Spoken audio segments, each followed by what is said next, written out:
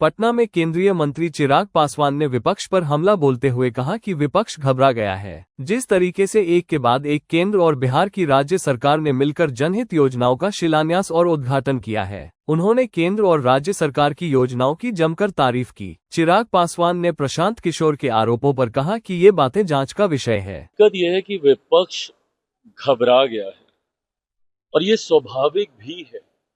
जिस तरीके से एक के बाद एक के बाद एक के बाद एक केंद्र सरकार और राज्य सरकार, मेरे प्रधानमंत्री आदरणीय नरेंद्र मोदी जी और बिहार के मुख्यमंत्री नीतीश कुमार जी ने मिलकर न सिर्फ योजनाओं की घोषणा करने का काम किया है, उनको धरातल पर भी उतारने का कार्य किया।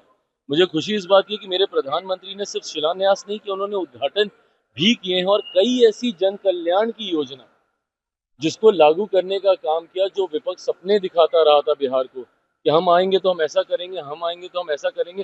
अरे प्रभु, दिए तो थे आपको 15 साल। इतनी ही चिंता और इतने ही विजनरी आप थे और आपका परिवार था, तो क्यों नहीं आपने उस वक्त इन योजनाओं को अपने धरातल पर उतार दिया था।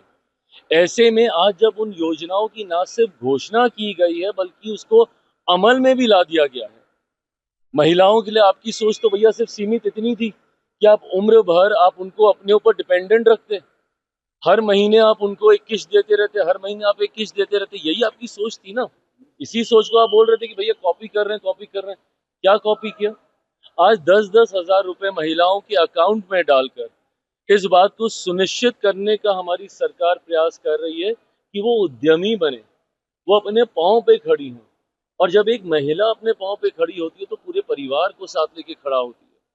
तो ऐसे में जिन महिलाओं के अकाउंट में गए हैं 10,000 रुपए, वो इसलिए नहीं गए कि भैया आज दिए हैं फिर तुमको दे देंगे, फिर तुमको दे देंगे। नहीं, आप एक प्रोजेक्ट तैयार कीजिए। आप जिस भी व्यवसाय में आप जाना चाहती हैं, आप उसके लिए आप कार्य कीजिए, इनिशियल रिपोर्ट सबमिट कीजिए और उसके बाद 2 लाख रुपए की और राशि आपको दी जाएगी ताकि आप उसको पूरी तरीके से आप स्थापित कर सकें।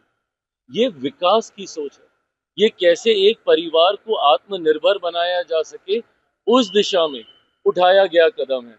और स्वाभाविक है भैया, ये ऐसे कदम हैं जो सीधा गरीब कल्याण की योजनाओं को सशक्त करते हैं, महिलाओं को सशक्त करते हैं, परिवारों को सशक्त करते हैं। ऐसे में आपको स्वाभाविक है चुभना ये सारी बातें, क्योंकि आपने तो सपने में भी नहीं सोचा था कि ऐसी योजना भी आ सकती है। देखिए प्रशांत जी एक के बाद एक के बाद एक के बाद एक कई आरोप पे आरोप लगा रहे हैं। ये सही मायनों में कुछ तथ्यों के साथ वो जानकारी साझा कर रहे हैं या सिर्फ आरोप लगा रहे हैं? मैं मानता हूं कि ये तमाम बातें जांच का विषय हैं।